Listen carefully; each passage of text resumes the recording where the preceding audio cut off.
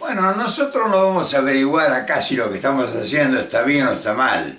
Eso lo determinarán ustedes.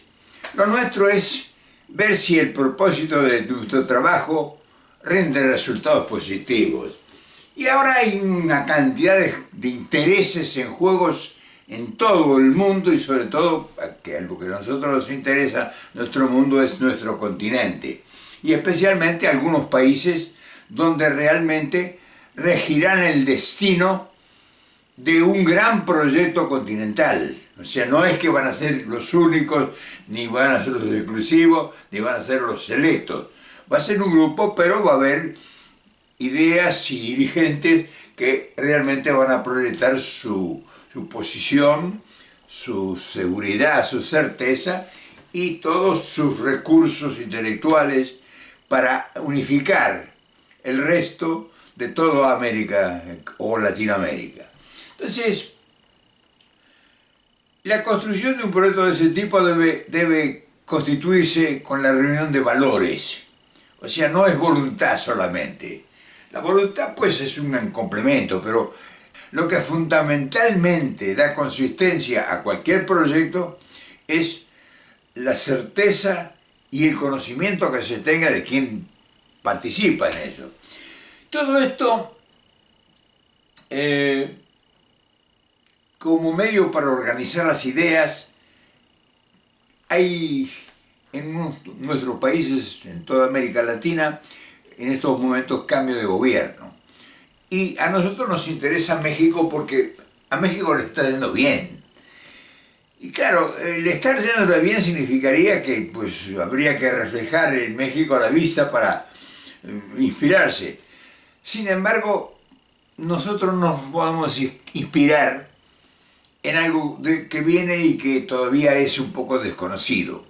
Nosotros sabemos que la actitud, la actividad, el procedimiento, el proceso, la transformación de México con la cuarta transformación de la mano y la mentalidad de Andrés Manuel López Obrador es un éxito concreto y ha girado su cabeza, su vista al sur del continente.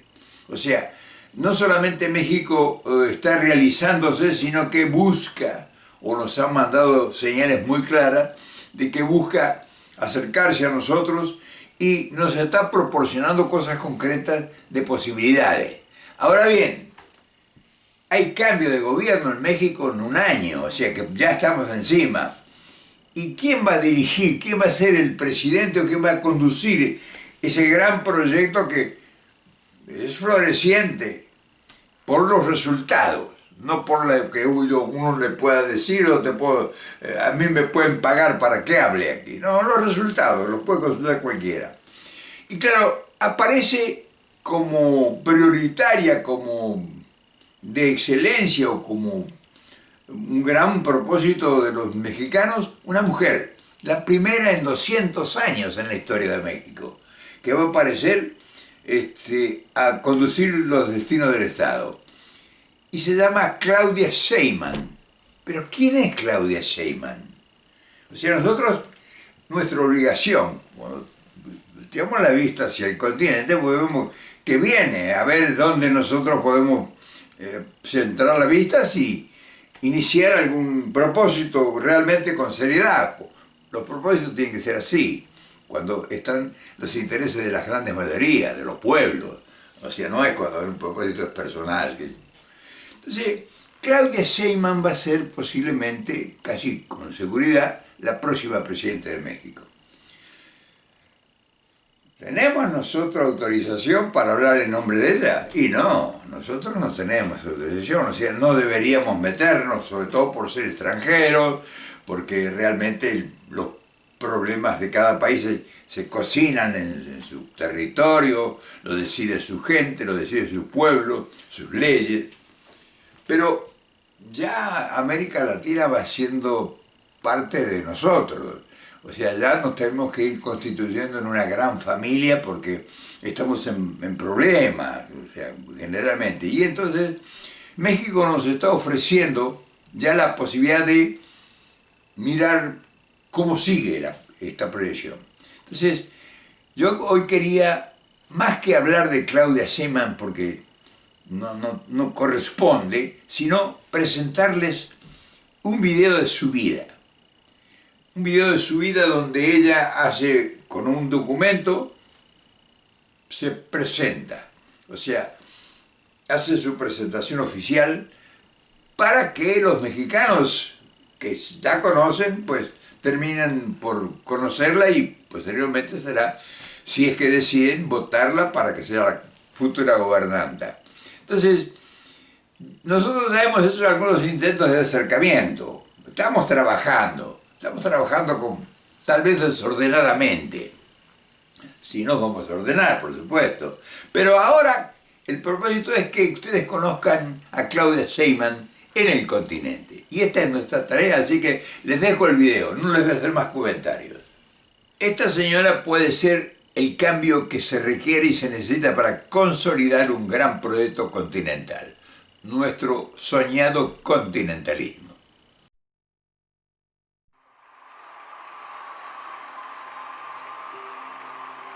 Hoy, a unos días del 1 de julio, podemos decir que somos decenas de millones de mexicanos y mexicanas que nos une la decisión de construir un país más justo, el anhelo de que un México mejor es posible, que hemos convertido el miedo en la esperanza, el odio en el amor, el desánimo en voluntad, la frustración en confianza y el voto, la unión y la voluntad popular en el arma más poderosa que tenemos. No hay marcha atrás. Este 1 de julio vamos a hacer historia.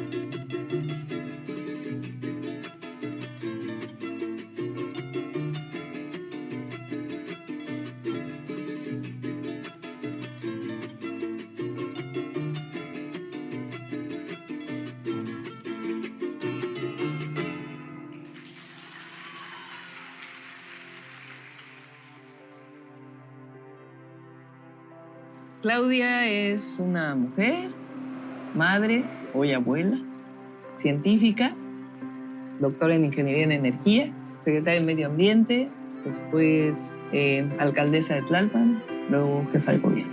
Eso es Claudia. Desde muy pequeña, mis padres nos enseñaron a amar la tierra donde nacimos. Mi padre nació en un cuarto de azotea en la antigua Merced. Se dedicaban a hacer gorras. Soy Ani Pardo Semo, soy mamá de 3 hijos, entre ellos de Claudia Sheinbaum Pardo. Soy abuela y bisabuela. Bueno, mi madre es una gran mamá, primero. Bueno, que fui un poco estricta. Un poquito. Es cierto. Eran las épocas. Sí. Estoy orgullosa de mi madre.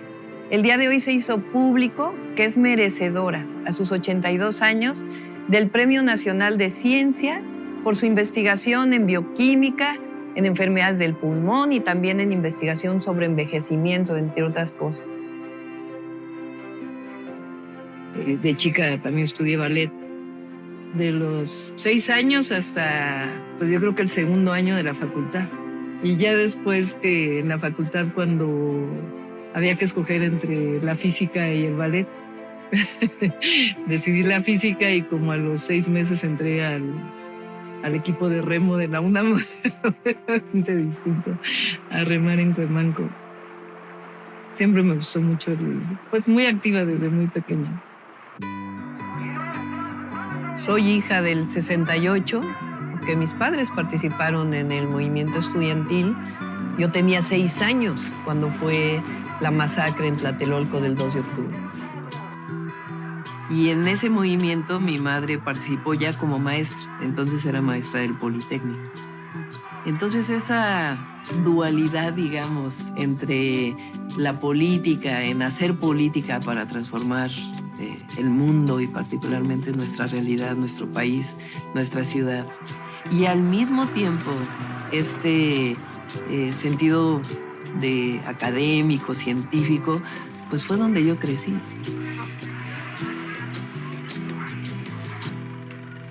Cuando tenía 15 años, me acerqué, me involucré con el movimiento de doña Rosario Ibarra de Piedra y otras madres que buscaban a sus hijos que habían sido desaparecidos por motivos políticos por el Estado.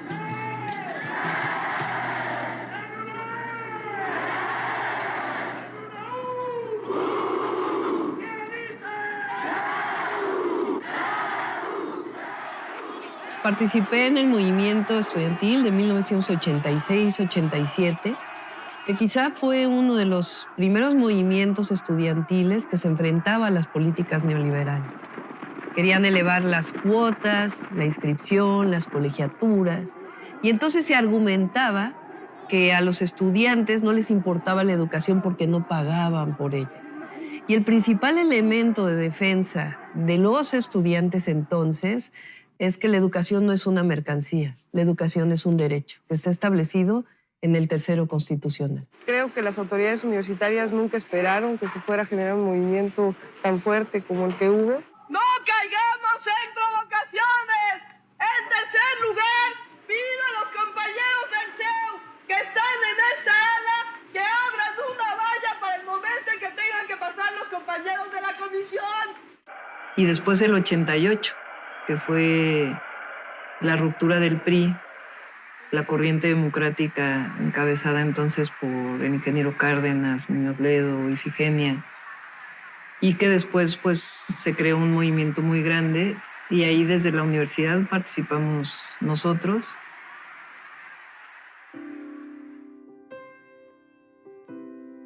Yo estudié física, después hice maestría y doctorado en ingeniería en energía. Mi hija Mariana, ella, yo tenía 26 años cuando nació y era ayudante de cálculo 1 y cálculo 2. Y al mismo tiempo estudiaba la maestría en la Facultad de Ingeniería de la UNAM. Entonces, cuando nació Mariana, entró a la guardería del Seguro Social a los 4 meses Mariana. Rodrigo iba a la escuela. Entonces, pues la dejaba en la guardería, estaba en Tlalpan. De ahí me iba a dar clases. Regresaba de dar clases, la recogía, me regresaba a casa de mi madre, terminaba la tesis de licenciatura y después 2 tardes a la semana iba a tomar clases a la maestría.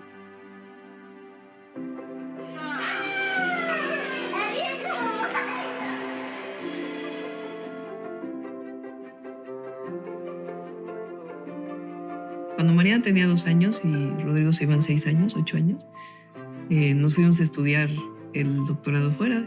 4 años vivimos en Estados Unidos, en California, y luego regresamos. Yo empecé en el Instituto de Ingeniería de la UNAM. Es uno de los institutos pues, más prestigiosos en el mundo.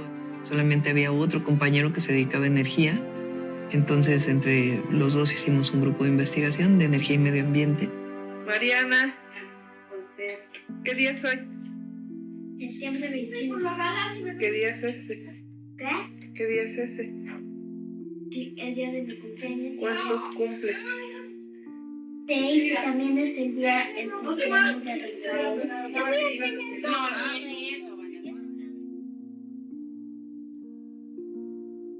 Trabajaba en el Instituto de Ingeniería, pero no nos alcanzaba el dinero y yo conseguí una asesoría en la Comisión Nacional para el Ahorro de Energía. Entonces, en las mañanas, pues iba a trabajar, recogía a Mariana, y los dejaba en la casa de mi mamá. Me iba en la tarde a trabajar, regresaba y luego pues los recogía y luego había que ir a la casa que quedaba pues en San Andrés Totoltepec, casi en el Ajusco, ¿no? Y pues como es la vida académica, que es dar clases, investigar, publicar, la angustia sobre todo de recoger a tiempo a los hijos de la escuela, ¿no? Esa angustia permanente, había tráfico, ya se había hecho tarde, y eso que yo tenía un Volkswagen. Entonces, pues así transcurre la vida de las mujeres.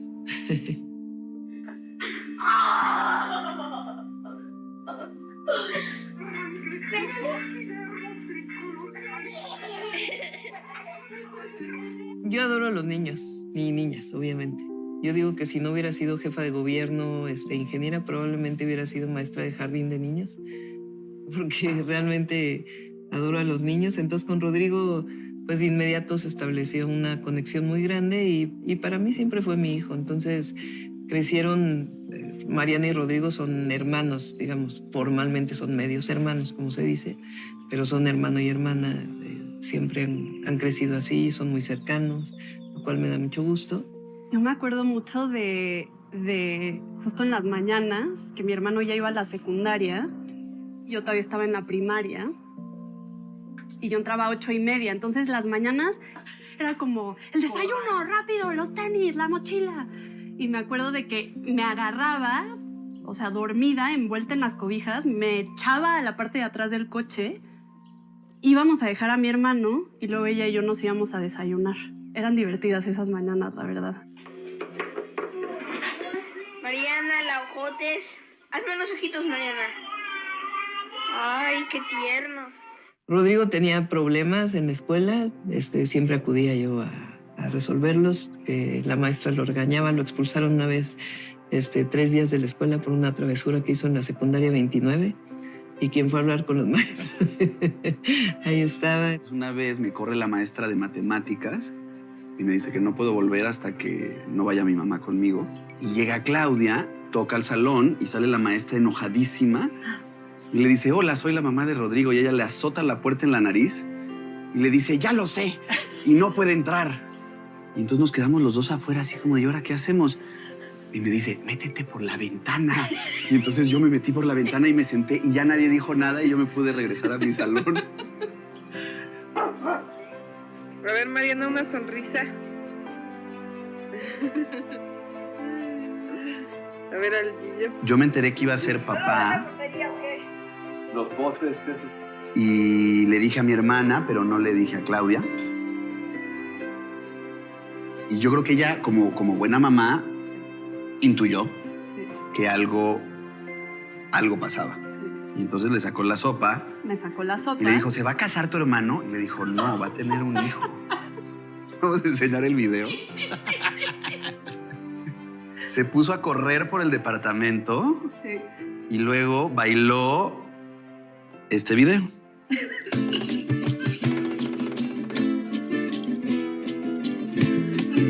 Genial.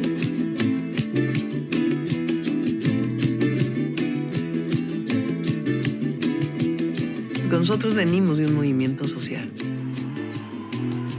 Yo no llegué a la jefatura de gobierno solo mi persona. Yo soy parte de un movimiento social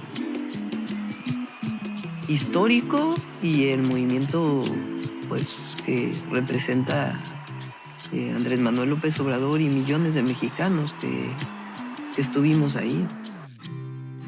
Bueno, yo lo conocía como dirigente social, ¿no? Como cualquier persona. Cuando los éxodos de Tabasco a la ciudad, pues íbamos a solidarizar, ¿no? Yo creo que ahí fue la primera vez que lo vi físicamente.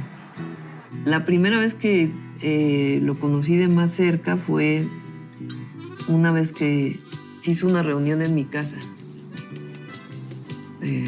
donde fue él, que es cuando, como una semana después de que se había anunciado que él iba a ser el candidato como jefe de gobierno de la ciudad. Y hubo una reunión ahí en mi casa. Había mucha gente. Y ahí lo conocí por primera vez, pues ya más cerca. No sé si él lo recuerda, por cierto. lo voy a recordar. Y después, cuando ya gana la jefatura de gobierno, me habla Pepe Barberán un día y me dice, oye, quiero verte. Dice López Obrador que se quiere ser secretaria de Medio Ambiente. ¿Cómo ves? Me dice, porque si dices que sí, pues ya te va a hablar él. Y entonces me llamó él y me dijo, vamos a vernos. Y lo vi en el Sambors de San Ángel. Y ahí me dijo, ¿cómo ves la Secretaría de Medio Ambiente? Y dije, sí. Me dijo, yo lo que quiero es que disminuya la contaminación de la ciudad.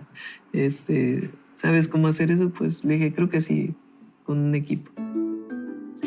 Y ya, a partir de ahí fue que me incorporé al gobierno. Y de ahí pues establecimos una relación, pues yo creo que de mucha confianza y trabajo. Él tiene la idea del segundo piso de Periférico. Bueno, que platica con un grupo de ingenieros y toma la decisión de que es una obra que es importante hacer. Reúne al gabinete y nos dice, pues, vamos a hacer un segundo piso en Periférico. Necesito de su apoyo.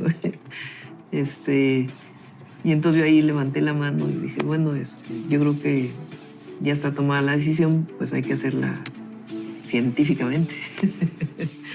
Hay que hacer un modelo para, no solo en términos estructurales, que finalmente pues ahí el ingeniero Cerur y el ingeniero Riobo pues tenían el conocimiento, sino a mí lo que me apuraba era el trazo, dónde iban a estar las bajadas, dónde las subidas, si eso iba a impactar en el tráfico, el tema ambiental.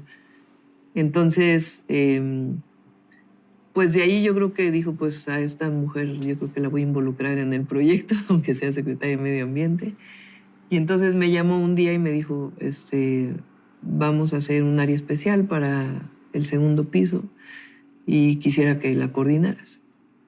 Entonces dije, bueno, pero yo quiero seguir siendo secretaria de Medio Ambiente. Me dijo, pues con las dos tareas.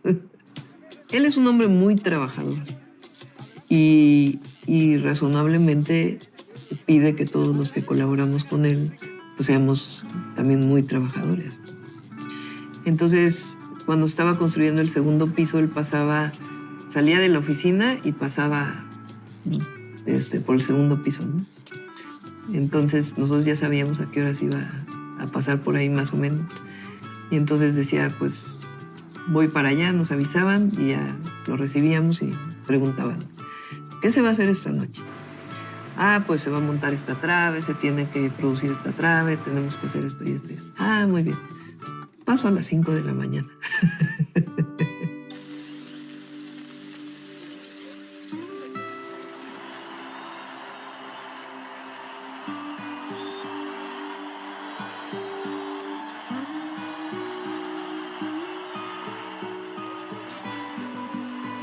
Cuando viene el fraude del 2006, yo lo voy a ver al siguiente día y me dice, entonces empezaba lo del voto por voto, casilla por casilla, pero de la gente. Y entonces me dice él, ¿me puedes ayudar a trabajar con un equipo para entender cómo fue el fraude? Fueron pues muchos días de ver las actas, cómo eran, contar los números, hacer matemáticas con el famoso PREP, hasta que vimos pues cuál había sido el esquema principal del fraude, ¿no? Que fue en la casilla, cambiando los datos de las actas, aparte pues de otros métodos. Pero todo ese proceso para poderlo ir sabiendo exactamente qué es lo que había ocurrido y cómo evidenciar que realmente ha habido un fraude, pues fueron muchas noches sin dormir. Muchos matemáticos, científicos que en su momento también hacían sus propios números. Hasta que se hizo pues el documento que fue presentado en el Tribunal Electoral. Y de ahí pues levantarse después del 2006, porque se levanta el plantón de Reforma y le dan el triunfo a Calderón y fue un momento muy difícil del movimiento, ¿no?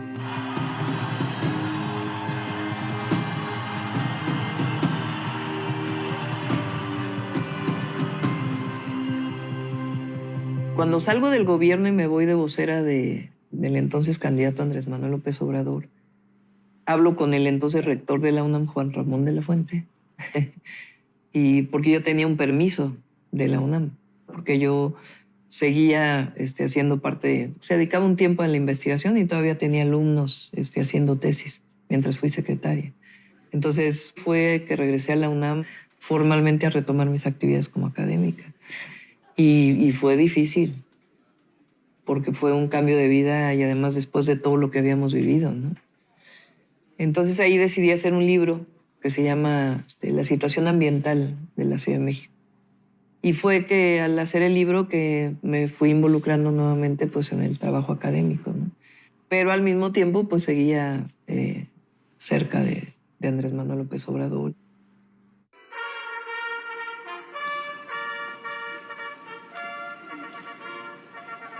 Yo me vinculé con que es el Panel Intergubernamental de Cambio Climático.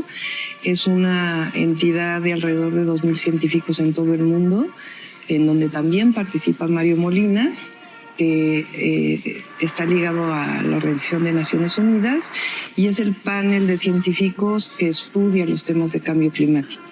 En 2007, siendo yo parte de autora por contribución de uno de los capítulos, pues le dieron al IPCC el Premio Nobel de la Paz. Pues una sorpresa, porque yo venía, es decir, estaba haciendo el segundo piso. Pues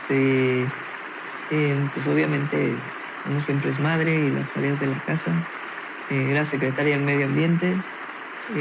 Y aparte, pues las tareas académicas, ¿no? Y ser parte del panel. Entonces, me costó mucho trabajo seguir siendo. Y pues finalmente, cuando sale el premio Nobel, pues dije, qué bueno que no dejé. Cuando viene el 2012, después de la compra del voto, en fin, él le escucha mucho, ¿no? Y dice, la gente está diciendo que formemos un partido. ¿Por qué no lo ponemos a votación? Y entonces a mí me tocó en el 2012 7 distritos de Puebla trabajarlos. Entonces después de eso nos fuimos a esos distritos electorales a hacer asambleas, a preguntarle a la gente qué querían, si Morena, que ya era una asociación civil, se convirtiera en partido o siguiera siendo movimiento social. Y la gente, 98% votó partido político. Y entonces de ahí hubo un grupo como de, pues no sé, unas 5 o 6 personas que nos reunió el hoy presidente López Obrador y nos dijo, pues, ¿cómo ven si redactamos la declaración de principios, los estatutos, para ponerlos a votación en su momento, ¿no? Entonces, pues ahí a mí me tocó escribir la declaración de principios. Iniciamos tocando casa por casa. Venimos de parte del licenciado López Obrador. Adelante. Oye, usted sabe que López Obrador ya no está en el PRD, que ahora está en otro partido político, se llama Morena. No, pues no sabía. Así. Y presentarme, pues me llamo Claudia Sheinbaum, mucho gusto. Soy profesora de la UNAM, pero ahora estamos en Morena y así. Y le dimos como 2 vueltas a la delegación caminando. Y acabamos pues con un movimiento muy, muy grande y ganando la alcaldía.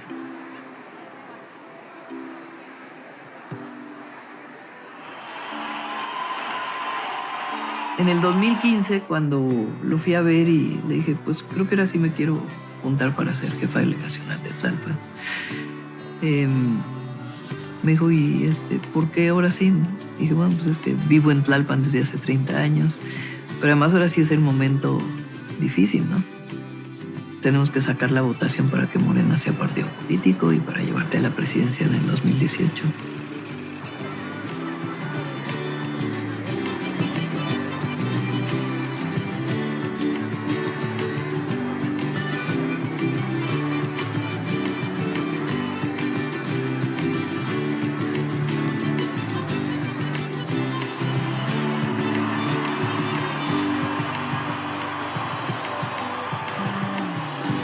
no llega al poder por el poder.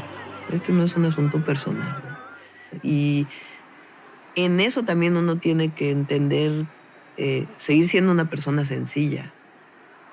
Protesto guardar y hacer guardar la Constitución política de los Estados Unidos mexicanos.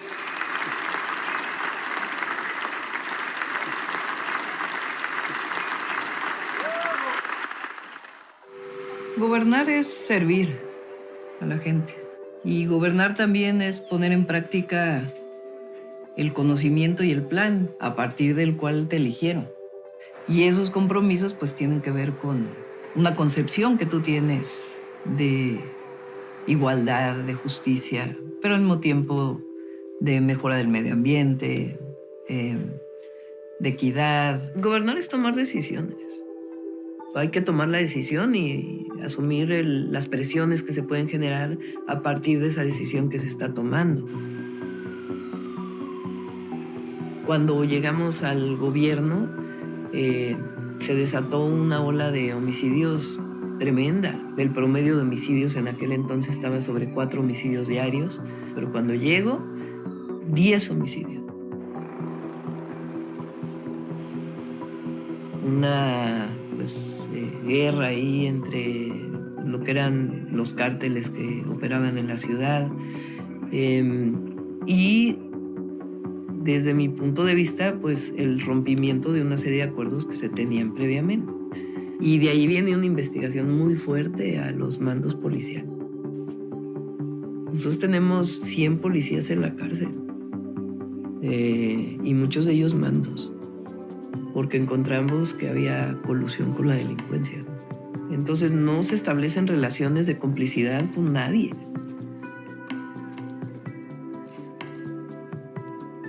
Hemos reducido homicidio en alrededor del 50% y eso se ha logrado con una estrategia que tiene que ver con las causas, con mejor policía, con inteligencia, con investigación, con más cámaras, con profesionalismo y con mucha coordinación también con el gobierno de México y la coordinación entre la policía y la fiscalía. Pero hoy estamos en una tendencia a la reducción de todos los delitos. Yo siempre he creído que el Estado tiene un papel fundamental en los grandes derechos. El gran problema del neoliberalismo es que convirtió derechos en mercancías, derechos en privilegios. Se pierde la posibilidad de salir adelante como sociedad, porque entonces solamente el que tiene recursos económicos lo puede hacer. Y parece que es un asunto de meritocracia, de si no tienes el mérito personal no puedes llegar a ser una u otra persona, cuando en realidad el Estado tiene la obligación de brindar educación pública, salud pública, y la educación pública debe ser la mejor de todas. Entonces hay que invertir en educación pública y la educación pública también tiene que tener una visión en el sentido de la formación de personas. Cuando llegamos al gobierno había una beca que se llamaba Niños Talento, que solamente le daba un poco de recurso, una beca a quien tenía 9 y 10 de promedio. En la idea de que pues, un niño o una niña era un incentivo, digamos, para tener una buena calificación. Y la verdad es que eso generó muchas diferencias en el entorno escolar. Porque una calificación no necesariamente, primero, no define el talento de un niño o una niña. Y una familia que no tiene recursos económicos, que no desayunó el niño en la mañana o la niña en la mañana, pues probablemente no pueda tener la misma capacidad de aprendizaje que alguien de otro nivel. Entonces lo que generas pues son grandes diferencias y una meritocracia desde el primer año de primaria, ¿no? Entonces nosotros decidimos hacer la beca universal. Nosotros creamos 2 universidades, la Rosario Castellanos y la Universidad de la Salud. La Rosario Castellanos pues fue una idea propia porque en la zona metropolitana hace mucha falta todavía espacio para los jóvenes. Entonces el orgullo de tener 36,000 jóvenes que antes no tenían un derecho a educación y que hoy pueden estudiar. Y la Universidad de la Salud, que esa fue una idea de López Obrador, en realidad el presidente de la República, y nosotros la llevamos a cabo desde la ciudad, que es una universidad de medicina integral, familiar, donde estudian jóvenes de todo el país.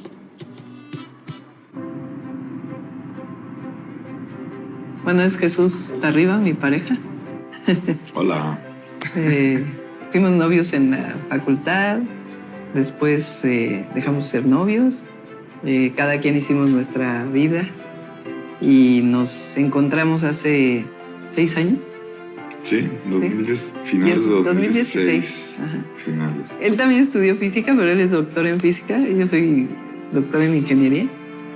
Justo se acababa de divorciar, yo también, y nos contactamos por Facebook. Y él también había dejado de trabajar allá y nos reencontramos, ¿no? Me dijiste, búscate chamba si te quieres venir. Me moví para buscar chamba. Bien, hace unos minutos la Secretaría de Salud informó que hay 5 casos confirmados de COVID-19 en el país. En las últimas 24 horas se registraron 3.300 contagios. Toda la pandemia fue un momento de mucha tensión. Pedimos que, junto con el gobierno federal, que el oxígeno que se destinaba a la industria se destinara para la atención a los enfermos. Fue un momento muy complejo. Cerca de Navidad o en Navidad, me llama por teléfono el director del C5 y me dice, tenemos una cola muy larga de ambulancias y no sé en este momento qué hacer, necesito que me ayudes. En ese momento me fui al C5, llamé al IMSS, al director del IMSS, le dije, mándame gente, llamé al secretario de la Defensa Nacional, al secretario de la Marina, al ISSSTE, todas las ambulancias privadas que hubiera. De plano me puse a llamar por teléfono a las personas que llevaban más tiempo esperando ambulancias. Nunca dije, soy la jefe de gobierno, le estoy hablando, sino hablamos del 911, usted pidió una ambulancia, en qué situación se encuentra su paciente, y una cooperación de todos, pero fueron horas y horas y horas, pues de mucha angustia, pero al mismo tiempo de mucha cooperación.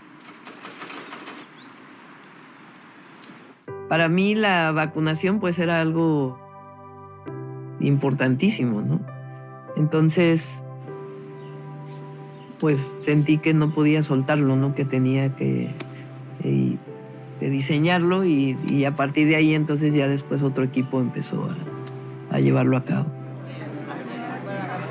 Es un cálculo de decir, a ver, cuánta gente se va a vacunar, dónde viven, cuántas vacunas tenemos, cuántos macrocentros de vacunación necesitamos, cuánta gente de apoyo necesitamos, de dónde va a venir esa gente, cuántas vacunas por minuto se pueden hacer, cuántos números de enfermeras, de médicos necesitamos en el lugar, qué infraestructura se requiere. Y pues eso requiere un espacio de planeación, de diseño, cuántos recursos económicos. Fue un momento difícil, pero pues atender, hay que enfrentar los problemas poniéndote en los zapatos del que sufre, ¿no?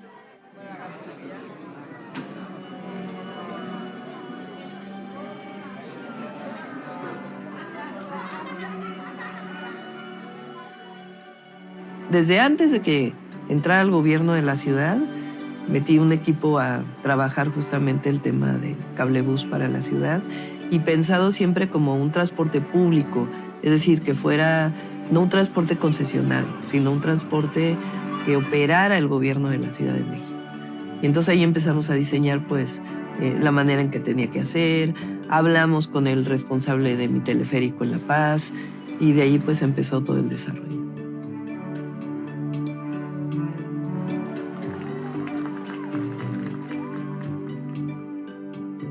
Algo que soñaste, que diseñaste, que siempre pensaste que se debería hacer.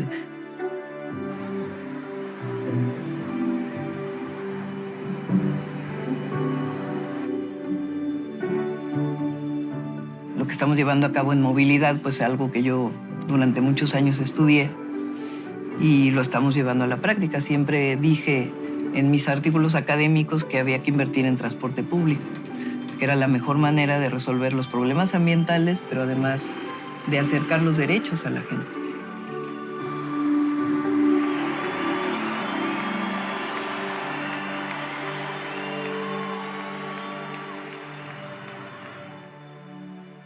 Cuando llegamos, pues evidentemente ya habían pasado muchos años de las primeras líneas del metro y decidimos hacer una nueva línea 1 del metro.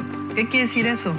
Pues sacar todo lo que estaba en el cajón, arreglar el cajón y poner todo nuevo y comprar 29 trenes. Pues hemos hecho 2 cablebuses, 500 trolebuses, un trolebús elevado de 8 kilómetros, que es único en el mundo. Pues lo que va a hacer es atender el transporte público, que es indispensable para cualquier ciudad, pero además atiende a quien menos tiene. Entonces, si hace realidad el por el bien de todos, primero los pobres. Y en México hablamos de la revolución de las conciencias. Y el presidente López Obrador dice algo que yo creo que es cierto. En México ha cambiado mucho la mentalidad del pueblo, porque durante años nos tragamos la historia del neoliberalismo, de que los gobiernos no tenían por qué participar en nada, ni en la educación, ni en la salud, y que eso era un asunto del mercado. Nos tragamos la idea de que todo era un asunto de meritocracia y esfuerzo propio, y no de generación de las condiciones para permitir los grandes derechos. Y eso está cambiando, porque finalmente el neoliberalismo fracasó, por lo menos en América Latina, porque generó más desigualdad, generó más pobreza. Y es cierto, el de arriba tiene que saber que mientras persistan las desigualdades va a haber violencia. Y en el caso de las mujeres es igual. En el caso de los grandes derechos de las mujeres es lo mismo. No porque haya un movimiento conservador que esté en contra de los derechos de las mujeres, nosotros nos vamos a callar. Al contrario, hay que decirle a las jóvenes, sigan luchando, qué bueno. Porque nunca más calladita te ves más bonita, nunca más. Y falta hacer muchas más cosas, pero que las jóvenes, que las niñas, que las mujeres sepan que hay un gobierno que no las deja solas. Yo veo a las niñas como me miran. Que me han dicho, yo quiero ser de grande jefa de gobierno. Ver una mujer jefa de gobierno, gobernadora. Hoy somos 9 gobernadoras mujeres en el país. Y yo creo que eso hace que las niñas pues, se les abra un panorama que probablemente antes no tenían.